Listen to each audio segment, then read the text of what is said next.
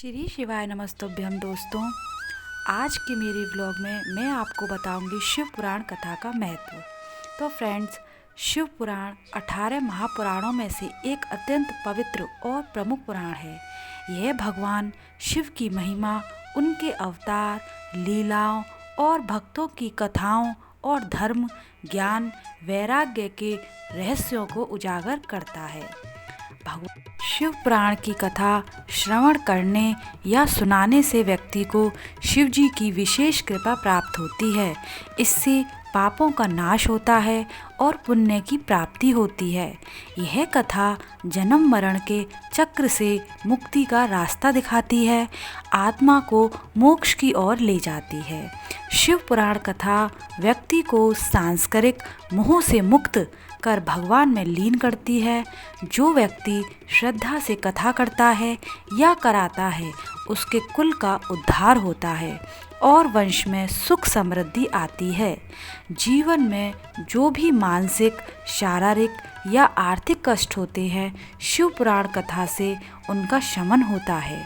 जहाँ शिव पुराण कथा होती है, वहाँ शांति, प्रेम और सकारात्मक ऊर्जा का वास होता है। भगवान शिव की उत्पत्ति रहस्य एक दिव्य और अत्यंत पवित्र रहस्य है, जिसे शिव पुराण, लिंग पुराण और स्कंद पुराण में अलग अलग दृष्टिकोण से वर्णित किया गया है। शिव पुराण के अनुसार जब कुछ भी नहीं था, न सृष्टि, न समय, न आकाश, न मृत्यु, उस निराकार निर्गुण ब्रह्म में एक तेजोमय ज्योतिर्लिंग प्रकट हुआ। वही स्वयंभू, स्वयं सिद्ध शिव तत्व था। यह ज्योतिर्लिंग न आदि है न अंत है, इसका कोई अंत नहीं है। इस अनंत लिंग रूप से ही आगे त्रिदेव ब्रह्मा, विष्णु और महेश की उत्पत्ति होती है, लेकिन इनमें से शिव ही मूल कारण हैं, शिव ही परम तत्व हैं। एक बार ब्रह्मा और विष्णु में श्रेष्ठता को लेकर विवाद हुआ। तभी एक अग्नि का स्तंभ ज्योतिर्लिंग प्रकट हुआ, तो ऊपर नीचे अंतहीन था। ब्रह्मा उस लिंग के ऊपर उड़ गए और विष्णु नीचे पाताल की ओर गए। कोई भी उस लिंग का अंत ना नाप सका। तभी शिवजी उसमें से प्रकट हुए और बोले, मैं ही आदि, अनंत और सर्वशक्तिमान हूँ, तुम दोनों मेरे अंश हो। अब चलते हैं शिव विवाह कथा की ओर।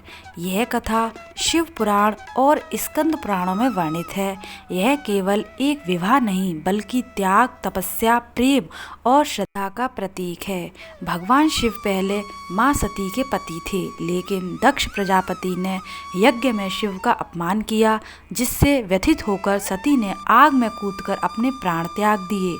सती के वियोग में भगवान शिव ने तांडव किया और फिर शमशान में तप में लीन हो गए। उन्होंने संसार से संबंध तोड़ दिए।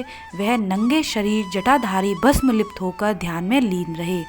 सती ने अगले जन्म में पर्वतराज हिमालय और मैना देवी के घर पार्वती के रूप में जन्म लिया। उनका जन्म ही भगवान शिव को पुनः पति रूप में प्राप्त करने के उद्देश्य से हुआ।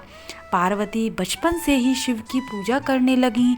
उन्होंने कठोर तप किया, कई वर्षों तक केवल जल पर, फिर केवल वायु पर और अंत में निर्जल रहकर शिव की आराधना की। देवताओं ने पार्वती के तप से प्रसन्न होकर कामदेव को भेजा, ताकि शिव ध्यान से बाहर आएं। कामदेव ने शिव को विचलित करने की कोशिश की, लेकिन शिव ने तीसरी आँख खोल दी और कामदेव को भस्म कर दिया। पार्वती का तप देखकर भगवान शिव स्वयं प्रकट हुए और विवाह के लिए सहमति दे दी। फ्रेंड्स, अगर आपको मेरी वीडियो अच्छी लगी हो तो मेरे चैनल को सब्सक्राइब जरूर करिएगा। मिलते हैं शिव महापुराण के अगले अध्याय में। जब तक के लिए श्री शिवाय नमस्तुभ्यम। हर हर महादेव।